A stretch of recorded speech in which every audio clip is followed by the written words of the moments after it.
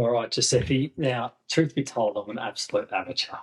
We got halfway through your last interview. So we have part A. So the listeners will have listened to part A. This is now part B. We're a week down the track. So you did tell me Arsenal were going to win the EPL that night, and they didn't. So let's hope you're right, and they might maybe win tomorrow morning with a draw from Man City. Quick recap of part A. Protestant married a Catholic.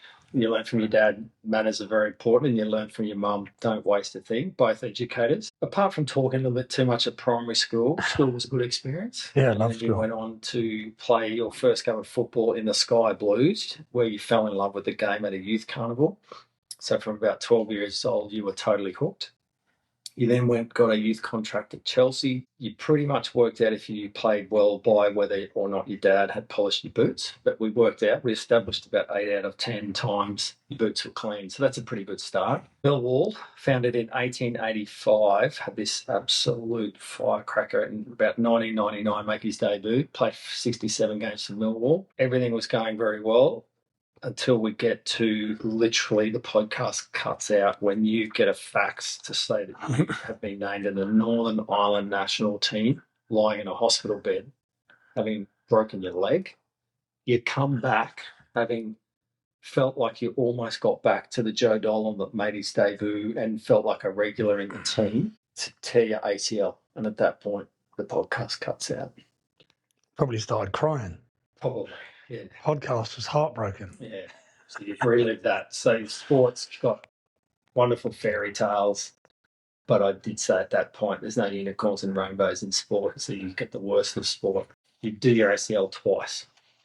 Yeah, so there's a little bit, I've probably missed this bit out, which is why doing things twice is often a good thing. So I don't know whether you got the bit about the physio and me and the other player who had a hip labrum problem doing the degree. So when I was at Chelsea and my parents said, no, you're not doing an apprenticeship, that was because they always thought I'd need to go to university.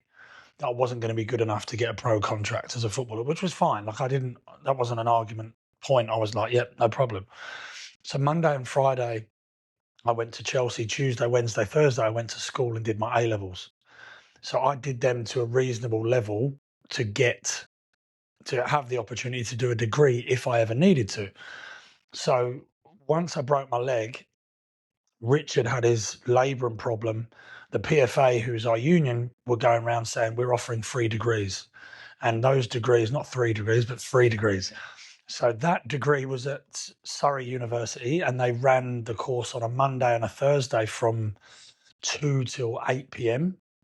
And me and Richard just went, well, it gets us out of the treatment room. Let's go for it.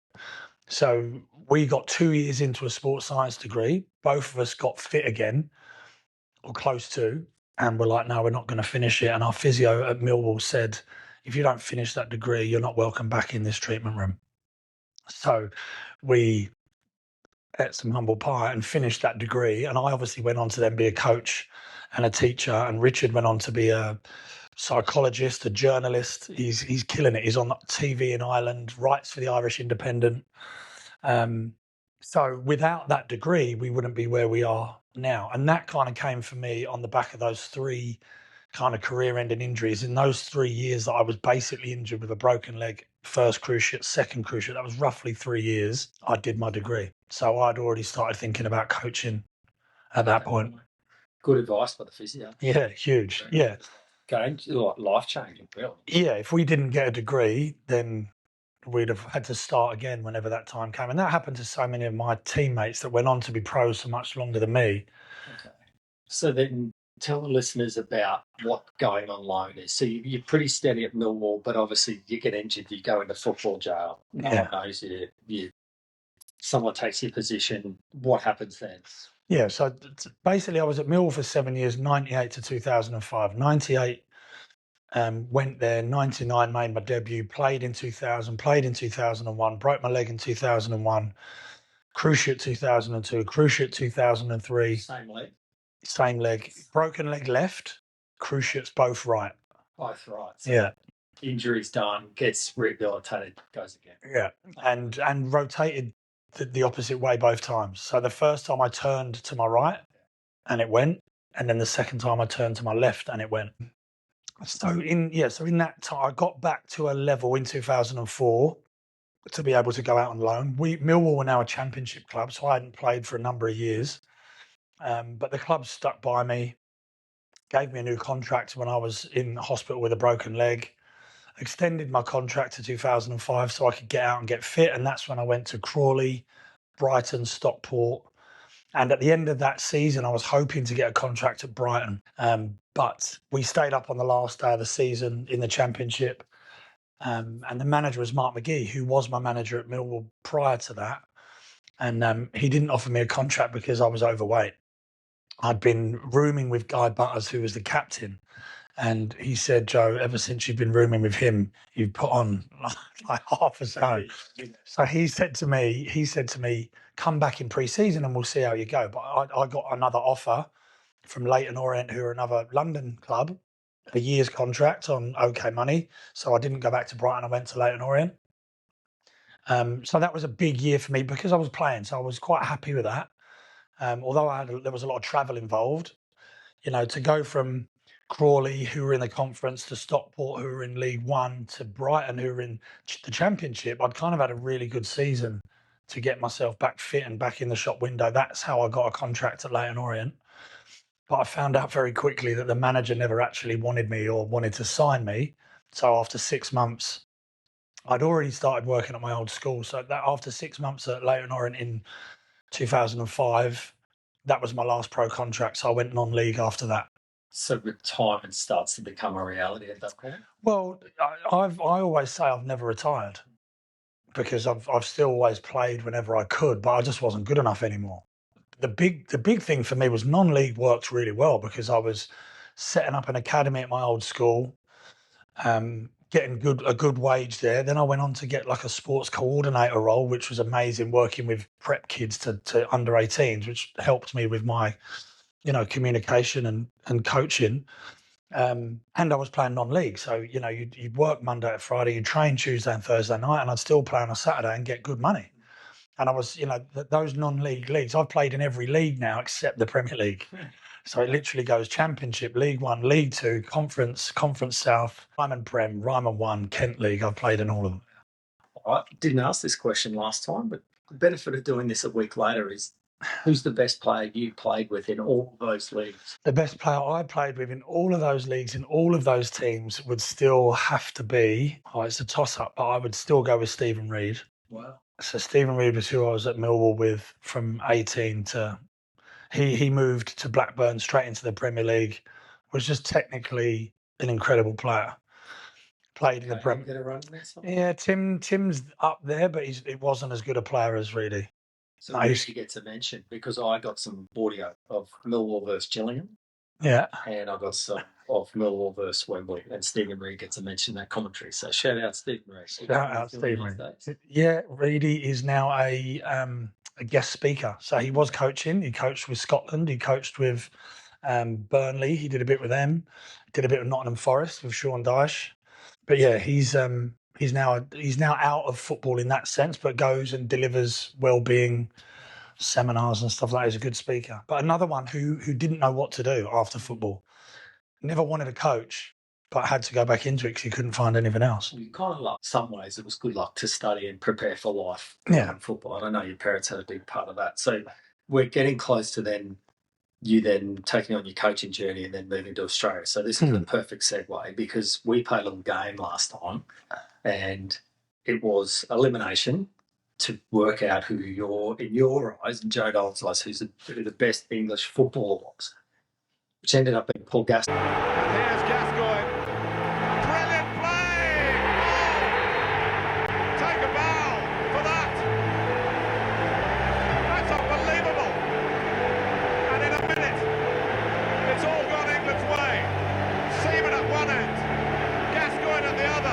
Now, you're from Northern Ireland, so it's a silly game to play because although there's not too many Northern Irish footballers, one of them we'll mention in a moment. So I've had a week to think about a better game. It's a World Cup year. So I couldn't think of a good name, but it's a team of is the name of the game. So if there were a team of a particular player from one country versus a team of another particular player playing in a quarterfinal, who'd win? So it's Joe Dolan's Football World Cup. So bear with me for a moment. So, for example, if quarterfinal one was a team of Joe Dolans versus from Northern Ireland versus a team of Owen Bakers from England, who wins? Joe Dolan. Joe Dolan, exactly. So let's go with actual decent footballers now instead of you are, but no. So quarterfinal one, George Best from Northern Ireland, team of George Best, including the goalkeeper, and pardon my pronunciation, those keeping score here, versus Tony Kroos from Germany. George Best. Here's Crerand. Best. Here's the record. There it is. Georgie Best sets a new scoring record for Manchester United. 6 goals in a game. Best. George Best. Northern Ireland beats Germany in that quarterfinal. Now, clearly, quarterfinal one will take on quarterfinal two. We'll work our way down to the final. Quarterfinal two from France, Zinedine Zidane versus your favourite English player, Gascoigne.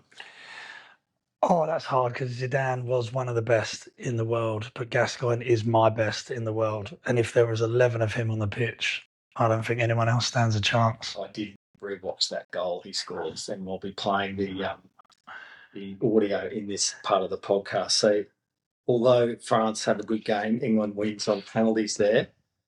So, quarterfinal three, and I've read his autobiography, so I know the pronunciation's wrong. There's some Pelé from Brazil versus Lionel Messi from Argentina.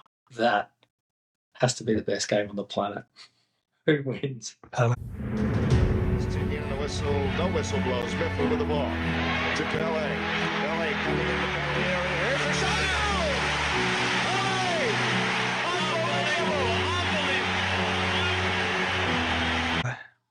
Pelé. Pelé, because I just feel like Messi had moments in games where he stopped trying. Oh, wow. I've seen that. And that can be for whatever reason. Yeah. Before quarterfinal number 4 starts, there's an intense debate as to the best player ever for Spain. So you have to establish who that is first before Spain can take on Portugal. Andres Iniesta versus Xavi Hernandez. Who's the best Spanish player of all time? I was going to go with Raul, centre forward, who used to be Real Madrid. Raul? No, I'd go with Raul. He was an unbelievable player. All right. Raul takes on none other than Cristiano Ronaldo. Oh, Ronaldo was so up there until he spat his dummy out when he went back to Man United and started killing people off.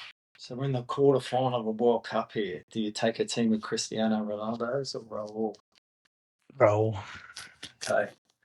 So semi-final 1, George Best's team. Oh, this is horrible. Against Gasser. Oh, no. Oh, talk about the two personalities. Now you know why these two are my favourite ever in the world. Gazza and George Best. No, I spent all my money on women and fast cars and drink and alcohol, and the rest I wasted. Who wins this? I would love to see this game, by the way.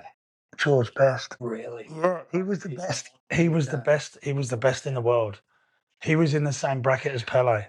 Okay, so Best wins that. Because there was only one of him, you see. Exactly. If there was more of him. All right. Well, Pelé versus Raul in the semi. Pelé. All right. So you know what's coming. A team of Pelés versus a team of George Best. Final. This can go down to a penalty shootout. 10-8 in the penalty shootout, but who wins it? Aí Didi empurrou na frente pro Pelé lá dentro. Gol! Pretty happy with that. I knew I'd hurt you with the Paul Gascoigne thing. A lot of players could have been chosen. They're not going to beat Pelé. No. 11 Pelés is... Pelés. Yeah. Even in goal, you'd do something for them. So then who wins the Football World Cup this year? So Joe Dolan's 2026 team offs. Brazil win. They beat Northern Ireland, by the way. They've done well. That's pretty good. So who wins this year? For me, Spain. Did they? Spain or France. Germany will be strong again. You can never rule out Brazil when it's in America. They'll have some fans there. I don't think anybody else will. But Yeah, I'm a typical pessimist because England have always got close and never been able to finish it. But I just think Spain are frighteningly strong. Okay. Yeah, This year. first people. Spain's where Joe Dolan's money's on. It's pretty exciting to be a footballer. That was a bit of fun. I did like our game of elimination for the best English footballer, but I did establish that you've got a signed jersey by Paul Gascoigne. I will never forget that goal on my gap year, 1996. England versus Scotland. Wow. That was my introduction to international football in the UK, in England. Unbelievable. I know. We were at the end. Our school was on Jail Lane, and we were at a mate's house having a barbecue, watching that game. Lemon hooch everywhere, and we went berserk. I can only imagine. Well, I'm a 17-year-old on my gap year, serving alcohol in the school bar at Lancing College, which, by the way, Oh yeah, down is the there. ovals for Brighton and Hove Albion Premier League team. I'm serving, going, what is going on here? The place was going berserk. Mental. So it's funny when you take yourself back to those moments. So in amongst all that, you played with some good footballers. It's good to see that a shot goal in that Wembley game. Tim Cahill scores an unbelievable goal. Shirt off, crazy. That's the semi, I think, It's the same. against Sheffield. Against Sunderland. Yeah. Semi-final of the FA Cup. That's what gets us to the final. So you've started to do some teaching, a little bit of coaching. When does Australia first? So I initially wanted to. There's a role in professional football called the head of education. So that role is managing boys that are allowed to leave school and come and do extra training with their clubs. So that came up at Millwall first, which was obviously my club, but the manager didn't want me because I was an ex-player. So he wanted a mate of his from Watford, because that made sense to drive from Watford round to Bromley. So I was a bit annoyed, gutted about that. But then a month later, the Palace job came up. So I applied for the Palace job and I got it. And that year, they got promoted to the Premier League. So I would have been a League One head of education at Millwall. And within 3 months, I was a Premier League head of education at Crystal Palace. And that was incredible. I loved it. That was when I stopped playing, because part of my role, which is a little bit like what we do here, part of my role wasn't just to be that office guy, but I coached the under 12s and the under 18s. So it just meant that the boys got to know you on the grass as well as in the classroom. So that was only probably two or 3 years. I met Mr. Hayne twice in that time. He came to England and I came over here. And it took a little while because there wasn't obviously a position for a director of football. But as most people do, when you drive down Dixon Drive, you say, where do I sign? Yeah. When you come from a place like London where fields are at such a premium, you just drive down there and go, this is incredible. And I think, Rhino was taking the team. Greg Wayne was the headmaster. Brian was very keen to stress that it's an opportunity to build a program with a lot less pressure than some of the other sports. And I've loved it ever since. It took a year or so maybe to get the job together. And then we just rented the house out, stuck everything in the loft, and came. So the family just packed up and then out to Australia. I'll ask you some memories about coaching. You have evolved a big program over here. What was the conversation like with mum and dad and your sisters about moving to Australia? I don't think we've ever had one, because I knew what the answer would be. The good thing is my dad came 3 times. Yeah, my mum only came twice, but my dad came 3 times. And before he passed away, like the last time I spoke to him, he was like, are you sure you don't need a kit man out there?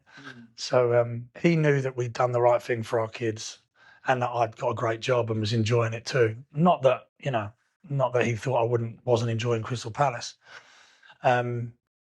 Mum's still here and is a little bit different. Like, she's not so well now, but yeah, I think she missed me a lot more than she maybe thought she would. My sisters definitely do, but we're very close now because my mum's not well, so I've been back a few times. My sisters, ironically, both came out here and loved it before I'd even thought about TSS. They both wanted to come here, but through different reasons, work, relationships, they never made it. But one of us did, and I don't think anyone thought it was going to be us. And you have this innate ability, a good team around you, a team of staff. You just have so many contacts in football. You built an unbelievable program here that was, let's call it a minnow sport at the time to being our biggest sport in the GPS and at TSS in terms of numbers.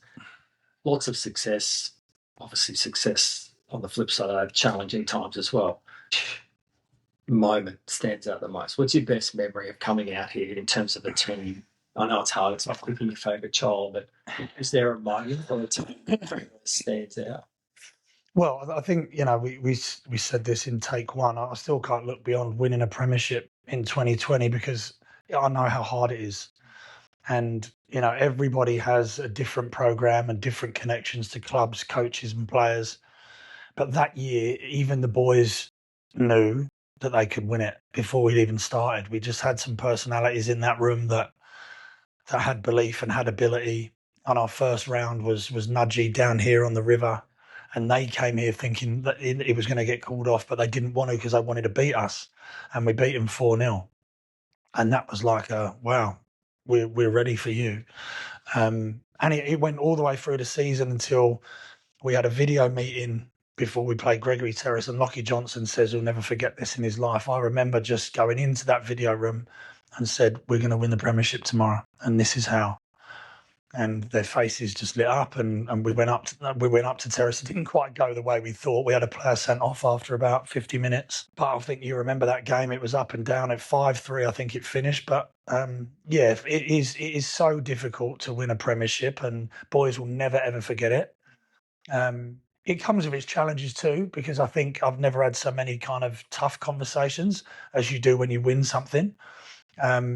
So, that group will forever be special. But, even as we're lucky that we can do this week. Last Saturday, we could have called off all our games and just said, let's just focus on the first and 48s. But that's just not me, and it's not our school. And I feel like there are some boys that are committed. Our 11C group are the basketball 11As, but they are such a close group. They got told they're going to Toowoomba on Thursday night. 16 of them were on the bus, 5:45, and they won 3 or 4-0. Did you see my goal? So, yeah, I did. Of course I didn't. But I feel like some of our boys in those teams are just as committed to their school and their team as the boys in the A's. So really, really felt good that we could get so many games on, and the first team got a win as well. That was a good day. Thursday night, we said we've got to go to Toowoomba. Cost us $10,000, but I think we have the same personality. We're either all in or we're all out. Draw all the games, or we go up to Toowoomba, and we did it. And we filled the buses, and it was amazing. A great win by the first 11. Crystal Palace worked for Mr. Hayne told me the story. I think you first recording. They're the youth academy success is judged on who crosses the road to elite sport. To elite football, we've had a few boys cross the road here. We're not England by any stretch of the imagination.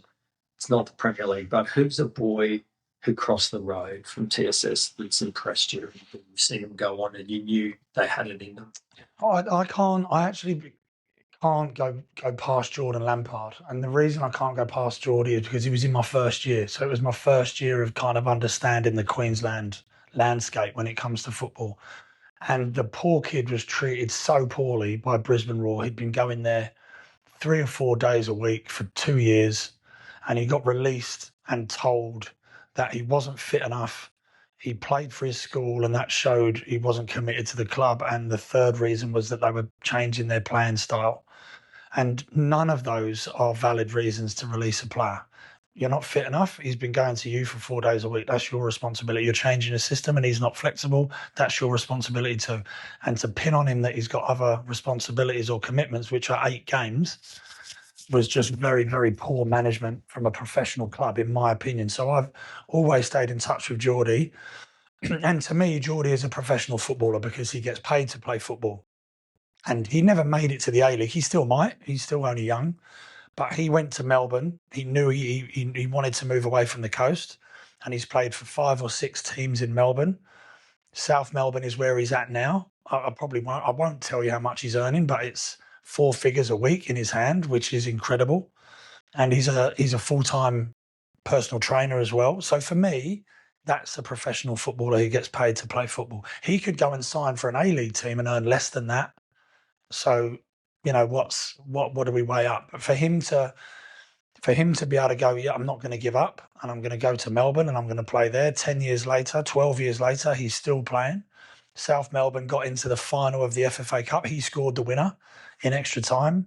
And he came back up last year for his 10-year anniversary. And that's what I want to do. I want to keep bringing those boys back and just say, this is where we are 10 years later. How are you doing and where are you? But Geordie, we've had some fantastic ability, but it is very, very difficult for our boys to keep being the one that gets picked because the competition is so hard. It is. But what a good message for kids listening to this. Stay loyal to your club. He could have gone to other places and he wasn't showing much loyalty up here. They'd probably take him back in a heartbeat, but he stayed loyal to his club. And I think that's Ange Postecoglou's old club, South Melbourne, yeah, it was, yeah. All right, so lots of boys are listening to this, but so will lots of parents. Always like to leave a message for them around. You've seen the best and worst in sport. You've probably seen the best and worst in people, the way they deliver information. They don't even tell you that you're not going to get a contract with Chelsea. They just don't speak to you. Yeah. You've had injuries, you've seen in there, seen it all, you've been there, done it. What's a message for a parent whose son in any sport at TSS, or for that matter, any sport really at all, listening to this, a message for parents and managing their sons or their daughters in sport? I don't know whether this was in part one. I forget now whether I've said it or not. But for me, when I watch my kids play, I want them to play without stress for as long as possible. Because once you start playing with stress, it never goes away. And stress doesn't have to be a bad thing, but it's stress that means it's never going to be as fun as it used to be. So, the girls play netball, and Ellis is learning to cope with that stress because she wants to do well, wants to win. Girls find it a little bit harder to express their feelings when it comes to that. Zeph is still playing just about stress-free at 9 years old, playing football. And I'm just like my dad was. I'm at the top of the hill. I'm watching. I don't have my sunglasses on, so he can see my eyes if he wants to get my view on things. But as a parent, in today's age, talking to your kids and making sure that they still enjoy doing what they're doing is going to keep them playing the sport longer. I feel like boys that I've come across in my 12 years here definitely get squeezed and feel like they're letting somebody down at some level. I never, ever felt like that. And I don't mean from parents. I just mean play for your school, play for your club, play for the... I just feel like, that is the reason that I think some boys, 16, 17, 18, all girls might go, I'm giving this away for a bit. I just want to go and surf with my mates. So, how you do that, I don't know. I haven't got to that yet.